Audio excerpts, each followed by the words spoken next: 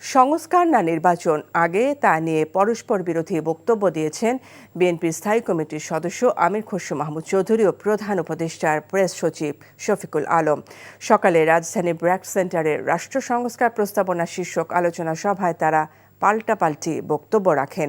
প্রধান উপদেষ্টা প্রেস সচিব রাজনৈতিক ব্যক্তিদের অস্থিরতা যেভাবে মাথাচাড়া দিচ্ছে তাতে সংস্কার কতটুকু হবে তা নিয়ে সংশয় রয়েছে। ৬ কমিশনের চূড়ান্ত প্রতিবেদনের আলোকে আলোচনা শেষে আগামী ১ বছরের মধ্যে অন্তর্বর্তীকালীন সরকারের ভিশন স্পষ্ট হবে। বলেন, রাষ্ট্র মেরামত না করে বিদায় নিলে ছাত্র জনতা মেনে নেবে না। অন্যদিকে আমির খসরু মাহমুদ চৌধুরী বলেন, সংস্কার একটি চলমান প্রক্রিয়া, আর তা গণতান্ত্রিক প্রক্রিয়ায় সংস্কার করতে হবে। তা না হলে তা কার্যকর হয় না। বিএনপির ৩১ দফায় অনেক রাজনৈতিক দলের মতামত নিয়ে সংস্কারের প্রস্তাব দেয়া আছে। It has to go through a democratic process. আপনি ডেমোক্রেটিক প্রসেসের বাইরে কোনো সংস্কার টিকে থাকবে না। আমরা তো সবাই মিলে, আপনাদের মনে আছে, আমরা সবাই মিলে তো তখন করেছিলাম, কেয়ারটেকার গভর্নমেন্ট করেছিলাম না? It was a national consensus, but Sheikh Hasina threw it out. সে তো ফেলে দিছে এটা।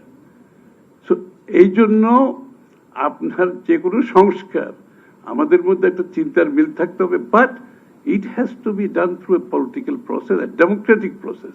আমরা এখন যেই জায়গায় এসেছি, 15 বছরের একটা মহৎ একটা গ্লোরিয়াস আন্দোলনের কারণে আমরা এই জায়গাটা এসেছি, এবং আমরা কি সেই আগের জায়গায় ফিরে যাব কিনা, আমরা কি আবার এই যে আমাদের মধ্যে যে রেস্টলেস মাইন্ডগুলো আবার চারা দিয়ে উঠতেছে, আমরা কি সত্যিকার অর্থে রিফর্মটা করতে পারবো কি করতে পারবো না, এটা এখন বিগ ইস্যু।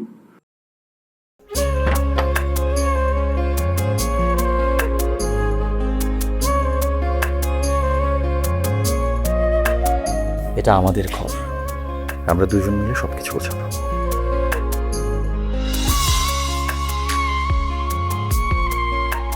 বাহ, এই ঘরটা এতদিন মরে আসছিল, নতুন বউয়ের হাত পরে একটা চক চক চক চক করতেছে। যদি কখনো কোনো ঝড়ে সেসব এলোমেলো করে দেয় তাহলে? আরে তুমি আসছো, তোমার বউয়ের হাতে রান্না খুবই চমৎকার। এলাকাটা ভালো না, একটু সবকিছু চোখে চোখে রাখেন। আমার খাওয়ানিও তোমার কোনো চিন্তা করতে হবে না। এই যে চুড়ি দিয়েছে, শাড়ি দিয়েছে না জিলো, তার কাছে পৃথিবীতে মানুষের মানুষের সম্পর্কের বড় সমস্যা কি জানো? ভুল বোঝাবুঝি।